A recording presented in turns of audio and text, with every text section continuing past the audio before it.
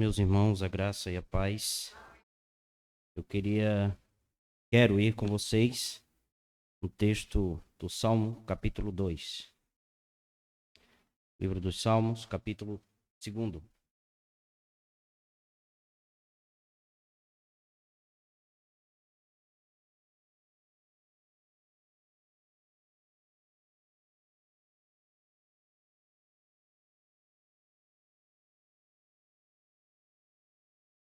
Salmo 2, vamos reverentemente ficar em pé diante da palavra de Deus.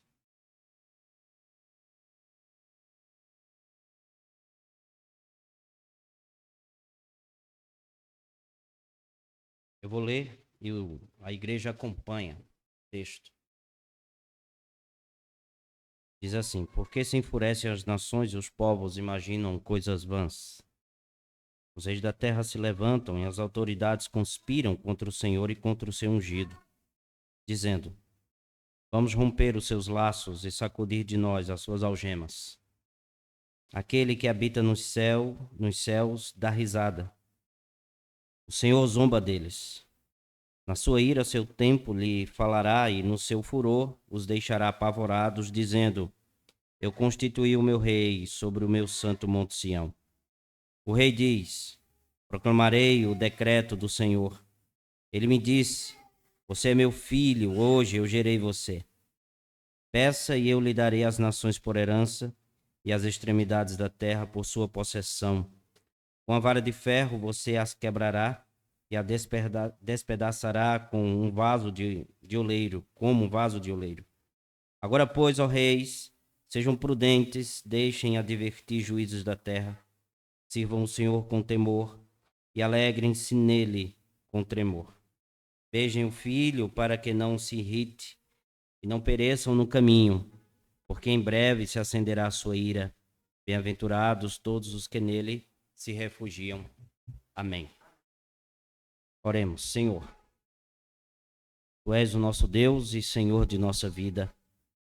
O Senhor nos deu a vida eterna por meio de Jesus Cristo, Teu Santo Filho. E aqui estamos nós, reunidos perante o Senhor, o Deus bendito. Aqui está o templo do Senhor, onde habita o Deus bendito, o Senhor, por meio do Espírito Santo. Obrigado, Deus, porque o Senhor teve compaixão de nós. Obrigado porque o Senhor nos salvou e nos redimiu. Agora olha para nós, pecadores, salvos, perdoados, habitados pelo Espírito, mas ainda falhando. Perdoa naquilo que temos falhado. Ajuda-nos nas nossas dificuldades. Aquilo que não podemos alcançar, que o Senhor sempre alcança por nós, faça isso hoje. Atinge nossos corações com Tua palavra. Ajuda-me, eu que sou um pecador, a expor o texto sagrado. Me ensina a ser fiel à Tua palavra. Ensina a Tua igreja a ser fiel à Tua palavra. Assim oramos no nome de Cristo. Amém. Podem assentar-se, meus irmãos.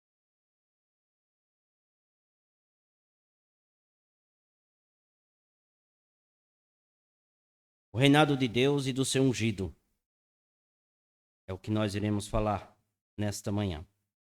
O Salmo 2, apesar de não ter aí o título ou quem escreveu, o autor, não está aí acima do Salmo, como é costumeiro ter, nós sabemos que foi o rei Davi que escreveu este Salmo.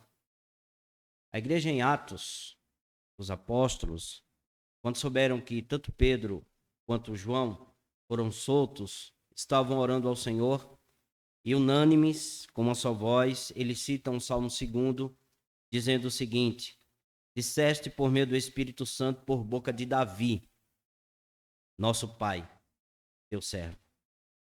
Isso está no capítulo 4, verso 25. Isto nos ensina que foi Davi que escreveu este salmo.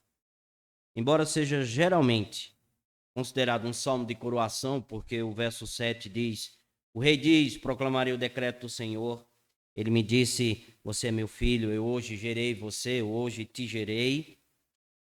Apesar de ser um salmo e considerarmos ele uma coroação, foram aqui tempos de provações, de angústias, de dores, de adversidades para Davi e as nações vassalas. Não queriam se sujeitar ao rei que Deus havia constituído como rei de Israel. Havia rebelião contra Davi. As nações estavam contra ele. Davi era o rei que Deus havia escolhido exatamente para instituir uma dinastia, uma série de reis da mesma família, onde tinha seu cumprimento completo, perfeito, na pessoa bendita de Jesus, como teve. Porque Deus, quando promete, ele realiza e ele faz. Ele não pode mentir, é o que nós iremos ver aqui. O Senhor deu o Rei dos Reis ao mundo, o Senhor Jesus. Embora o mundo não reconheça, mas o Salmo está dizendo aqui que Deus instituiu um rei e proclamou diante de todos que o nosso Senhor Jesus Cristo se assentaria nesse trono e permaneceria para sempre. O trono do nosso Senhor Jesus Cristo é imutável. E isso está descrito logo em 2 Samuel, capítulo 2. O reino do Senhor e de seu ungido se estenderia até os confins da terra. Todos os povos iriam realmente reconhecer que Jesus é o Senhor de toda a terra. E assim ele exorta, o Salmo, os reis e os demais governantes a se despirem-se de seu orgulho, de sua pretensão, de sua soberba e com mentes submissas, submeter-se exatamente com mentes submissas ao Senhor. E não vivessem rebeldes na tentativa de se livrar desse reino, porque esse reino ninguém pode se livrar dele. O Senhor é dono de toda a terra e é Senhor de todo o universo. Diante do texto que estamos, nós podemos ver alguns pontos. Eu quero ver 4 com vocês. A conspiração das nações, a risada de Deus Pai, ou a zombaria dele, a vitória do rei filho e a oportunidade de arrependimento. As conspirações das nações, está aí no verso 1 ao verso 3, diz o texto. Porque se enfurecem as nações e os povos imaginam coisas vãs, os reis da terra se levantam e as autoridades conspiram contra o Senhor e contra o seu ungido, dizendo: vamos romper os seus laços e sacudir de nós as suas algemas. Davi começa, podemos dizer assim, com uma pergunta retórica. É claro que a retórica se daria mais no mundo greco-romano, mas ele não espera uma resposta de ninguém, porque essa resposta ela não existe. Diante do que ele está dizendo do verso 1 ao verso 3. Ele está admirado porque as nações não querem se submeter ao Senhor, ou ao reino de Deus e ao seu ungido que ele constituiu. Ainda havia uma surpresa mediante a rejeição insensata do domínio de Deus e do soberano sobre todos e sobre todas as nações. Os reis e outros governantes formam uma conspiração para romper vínculos com o Senhor. Por meio desse vínculo com Deus, vínculo com o Senhor, eles seriam abençoados. Deus não esquece de suas promessas. Tudo que ele prometeu, ele iria cumprir, e ele cumpre porque ele é um Deus que não pode mentir, eu repito. Deus não esquece de suas promessas, porque ele disse: eu abençoarei aqueles que te abençoarem, foi dito a Abraão. Gênesis 12, verso 3. Então, todos os reinos da terra, juntamente com os seus súditos, se submetessem ao Senhor, seriam abençoados. O retrato aqui é de um animal enfurecido, raivoso, com ódio, tentando romper as amarras, mas tudo isso é em vão. A verdadeira liberdade só pode ser encontrada quando se sujeita a Deus. De outra forma, você ainda torna-se e continua escravo. Quando nós fazemos a sua vontade, aí nós temos liberdade. Quando existe liberdade, meus irmãos, sem autoridade, vira anarquia, insubmissão. Isso traz destruição, traz caos, desordem. E esse não é o reino de Deus que ele constituiu através do seu Filho Jesus Cristo. Na verdade, estas nações estão desafiando o Messias, o Senhor Jesus Cristo, Filho de Deus. O que na realidade estão dizendo é que não queremos que o Messias reine sobre nós. Messias, vocês sabem que vem da palavra hebraica ungido, que é o equivalente a Cristo no grego. Jesus o Cristo, Jesus ungido, Jesus o Rei. Este salmo tem seu cumprimento perfeito, santo, cabal, completo, no bendito Senhor Jesus. Os povos se levantam contra Davi, mas na realidade é contra o Senhor e Salvador Jesus que estão se levantando. Por quê, pastor? Porque no capítulo 4 de Atos, na oração que foi citada agora há pouco, eles oram dizendo, porque de fato nesta cidade, Herodes e Pôncio Pilatos, com os gentios e gente de Israel, se juntaram contra o teu santo servo Jesus, a quem ungiste. Atos 4, verso 27. Pilatos, Herodes, gentios, gente de Israel. As nações se levantam contra o Senhor e contra o seu ungido. Mataram o nosso Senhor e Salvador Jesus Cristo, porém é na morte de Cristo que o povo de Deus tem vida. E por esta razão, o Senhor ri, o Senhor zomba. Por essa zombaria, nós podemos ver do verso 4 ao verso 6, que diz o seguinte: aquele que habita nos céus dá risada. O Senhor zomba deles. Na sua ira, seu tempo lhes falará. Ixi, quase que não sai. E no seu furor os deixará apavorados, dizendo: eu constituí o meu rei sobre o meu santo monte Sião. Enquanto está havendo uma turbulência na terra, provocações, iras, conspirações, no céu Deus está rindo, zombando deles. Deus não está preocupado e nem está com medo dos homens que se levantam contra ele e contra o ungido que ele estabeleceu para ser rei.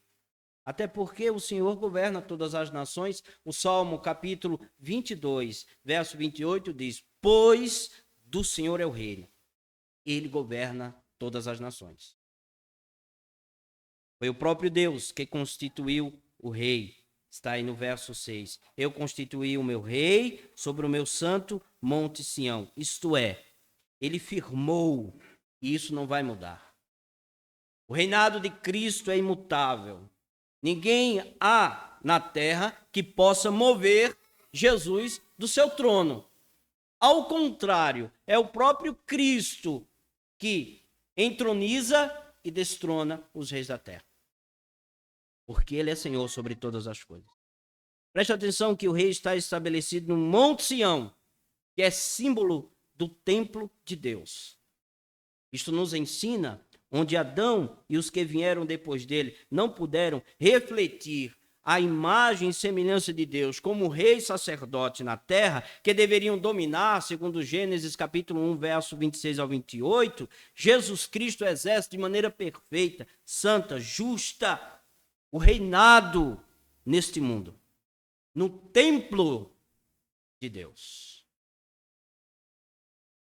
Ele governa e domina sobre todos. Deus tem falado às nações em sua graça, por meio do evangelho.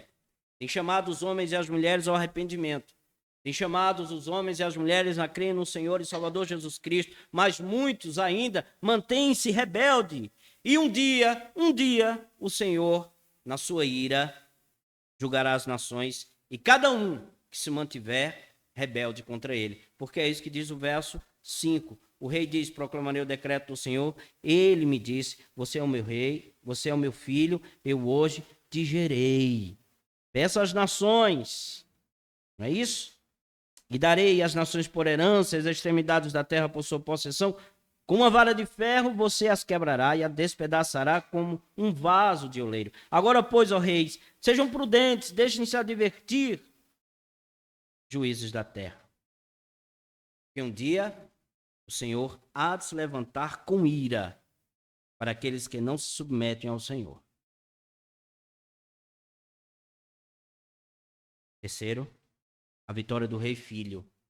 Está aí no verso 7 ao 9. Leia novamente. O rei diz: proclamarei o decreto do Senhor. Ele me disse: você é meu filho, hoje te gerei. Peça e eu lhe darei as nações por herança e as extremidades da terra por sua possessão.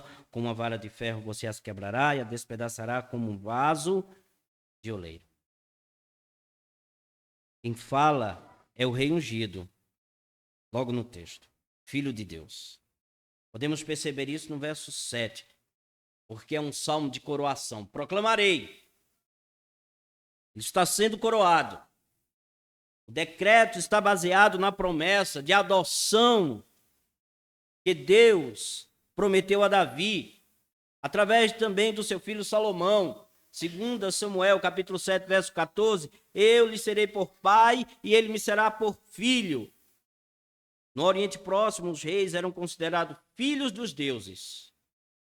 Mas Jesus é verdadeiramente o Filho de Deus. O decreto continua dizendo, ele me disse, você é meu filho, hoje eu gerei você. A palavra gerar aqui causa alguns incômodos em alguns irmãos, por não entenderem o que realmente essa palavra está dizendo. Uma vez que o Salmo é aplicado ao Senhor Jesus Cristo, e sendo ele Deus e ele é o Senhor, como ele pode ser gerado? Será que ele teve início? Será que ele teve princípio? Nós não somos arianos, que disse que a maior criação de Deus é a pessoa de Jesus. Jesus Cristo não foi criado. Se ele tivesse sido criado, ele não seria Deus. Mas ele é Senhor sobre todas as coisas. E louvado seja Deus por ter levantado Atanásio, um homem baixinho, poderoso na palavra, que combateu o arianismo. Jesus é Deus, e a igreja crê que Jesus é Deus. E sempre existiu. Jesus é Deus, Deus. Gerado por Deus e Deus de Deus. Porque ele é da mesma essência do próprio Filho. Quem pode iluminar isso é o texto no Novo Testamento. Alguém já disse, dando o exemplo do Novo Testamento, é como se o Antigo Testamento fosse uma sala escura, mas os móveis estão todos ali. E todos nós sabemos que eles estão ali. Mas o Novo Testamento é aquele interruptor que clareia a casa e a gente vê os móveis ali, nos mesmos lugares, apontando para a pessoa bendita de nosso Senhor e Salvador Jesus. Quem clareia isso é Paulo, em uma pregação que ele faz em Antioquia da Pisídia, dizendo o seguinte: e nós anunciamos a vocês o evangelho da promessa feita aos nossos pais, como Deus a cumpriu plenamente a nós, seus filhos, ressuscitando Jesus, como também está escrito no Salmo 2. Você é meu filho, eu gerei você. Atos 13, versos 32 e 33. Percebam que a palavra gerar, citada por Paulo, está ligada à ressurreição de nosso Senhor Jesus Cristo. Ele cita o Salmo 2. Em outras palavras, quando Deus ressuscitou a pessoa bendita de nosso Senhor e Salvador Jesus Cristo dentre os mortos, Deus Pai mostrou que ele é o herdeiro que se manifestou. No mundo inteiro, ele mostrou que ele é o único Filho de Deus divino, Senhor sobre todas as coisas. A oração aí no verso 8, peça, em resposta à oração de nosso Senhor, Deus Pai, atenderá o pedido do Filho, está no verso 8 e verso 9. Em Salomão, todos os reinos se submeteram ao seu reinado. Mas Cristo, para quem o Salmo aponta, pediu ao Pai o seguinte: ó Pai, glorifica-me contigo mesmo, com a glória que eu tive junto de ti antes que o mundo, ou houvesse o mundo. João 17, verso 5. O Pai não negará absolutamente nada ao Filho. Por isso que ele é herdeiro, que se relaciona à extensão do seu reino até os confins da terra. Não há um lugar neste mundo que Jesus Cristo não reine. O Senhor governa sobre todos os reinos com vara de ferro. Mesmo aqueles que aparentemente não se submetem a ele, serão despedaçados como um vaso de oleiro, como diz o verso 9. Toda língua confessará que Jesus Cristo é Senhor, para a glória de Deus Pai. O julgamento daqueles que não se sujeitam à pessoa bendita de Jesus Cristo como Senhor e Salvador, o juízo deles é certo. Eles não prevalecerão no juízo de Deus. Eles hão de ser banidos da face do Senhor para sempre. Quando Cristo abre o sexto selo, os pecadores dizem aos montes e aos rochedos: caiam sobre nós e nos esconda da face daquele que está sentado no trono e da ira do Cordeiro. Porque chegou o grande dia da ira deles. E quem pode subsistir? Salmos, Apocalipse, melhor dizendo, 6, versos 16 e 17. Possa ser que exista alguém aqui que ainda não se submeteu ao Senhor Jesus, que vem para os cultos, que ora, que chora quando toca os louvores, que escuta a palavra, que vive em comunhão, mas está separado do Senhor, é rebelde contra o Senhor. Por isso vem o quarto ponto, uma oportunidade de arrependimento. Veja o que diz o verso 10 ao verso 12. Agora, pois, ó reis, sejam prudentes, deixem-se advertir juízes da terra, sirvam o Senhor com temor e alegrem-se nele com tremor. Beijem o filho, para que não se irrite, não pereçam no caminho, porque em breve se acenderá a sua ira. Bem-aventurados todos os que nele se refugiam. Um dos principais motivos do povo estar enfurecido contra Deus é que toda essa gente ela foi incitada pelos líderes. O povo judeu foram incitados pelos fariseus, saduceus, escribas. Os romanos foram incitados pelos seus governantes. Por esta razão, o decreto de Davi, conduzido pelo Espírito de Deus, é chamar os reis da terra a se submeterem ao reinado do Messias, que foi proclamado por Deus. Depois de exortar os reis ao arrependimento, submetam-se ao rei, o salmista chama todos que aqui estão. Bem-aventurados todos os que nele se refugiam, diz o final do salmo. Tanto os reis e governantes da terra, como todos, deveriam arrepender-se dos seus pecados e, diz o texto, beijar o filho. Significa, meus irmãos, beijar o filho. Todos os que se submetem ao rei, beijam sua mão como sinal de submissão a ele. Vocês já assistiram filmes e viram os reis sentados nos tronos e os súditos se ajoelhando e beijando a mão dos reis? Exatamente isso que vocês devem fazer, como eu também. Beijar a mão do filho, submeter-se a ele, porque ele é governador, é maior do que todas as coisas e a ele nós devemos temer. Agora, muitos hoje, dentro da igreja, beijam como Judas beijou. É um traidor. Prometem servir a ele, mas depois querem eles mesmos governar suas vidas. Diz ter crido em Jesus, conversa com o pastor, diz que creu no Senhor, quer ser discipulado, passa pelo discipulado, vem o batismo, declara diante de Deus e diante da congregação que vai se submeter ao Senhor, que foi salvo, porém depois vive como quer.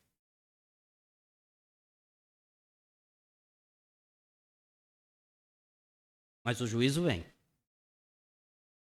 E é tempo de se arrepender. O rei Jesus é cheio de misericórdia. Mesmo os reis e seus súditos se revoltando contra ele, mesmo assim, os arrependidos recebem o perdão e a misericórdia de Deus. Porém, se não houver arrependimento, o rei vai se irritar e a ira acender. E nós aprendemos aqui, o Senhor Jesus é o Rei Filho. Deus sobre todas as coisas, ele recebeu o decreto do seu próprio Pai, que sentaria no trono e que esse trono subsistiria para todo sempre. Todos devem submeter-se a ele. Ele venceu a morte, ele foi ressuscitado dentre os mortos, ele está à direita de Deus Pai Todo-Poderoso. Os rebeldes devem servir o Senhor Jesus Cristo, abandonando seus pecados, abandonando sua vida. Os verdadeiros cristãos sabem o que é ter um coração cheio de temor diante do Senhor. Um coração cheio de alegria por servir a Deus. Preste atenção que o Salmo 1 começa com bem-aventurado e o Salmo 2 termina com bem-aventurado. Vocês perceberam? Isto nos ensina que todo bem-aventurado é aquele que crer na pessoa bendita de nosso Senhor e Salvador Jesus Cristo. Isto nos ensina que todo bem-aventurado que foi salvo e creu no Senhor e se submeteu ao Rei, ele medita na palavra de dia e de noite. Ele foge do pecado. Ele vive a vida que Jesus almeja que ele viva, porque ele é o próprio exemplo. Então Jesus Cristo é o único meio de escape do juízo que ele mesmo vai exercer. Ele é juiz e salvador.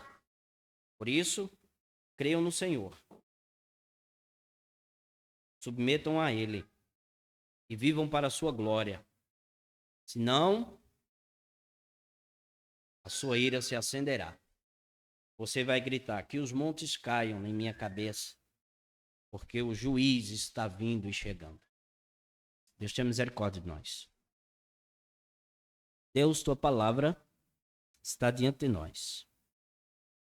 O Senhor declarou, proclamou Jesus como Rei sobre todos nós. Ele é o Adão perfeito. Ele é o libertador perfeito. É através do teu Filho que todas as nações conhecem o Senhor. Sem o teu Filho, ninguém pode conhecer o Senhor. Nós não podemos te conhecer, mas nós te conhecemos. Nós não podemos te conhecer por nossos próprios méritos, mas nós te conhecemos. Nós só conhecemos por causa dos méritos do teu Filho, pela salvação que o Senhor proclamou através dele. Faz nosso coração submeter-se ao Senhor, para a glória do teu nome. Assim oramos, em nome do Senhor e Salvador Jesus Cristo. Amém. Vamos ficar em pé, meus irmãos.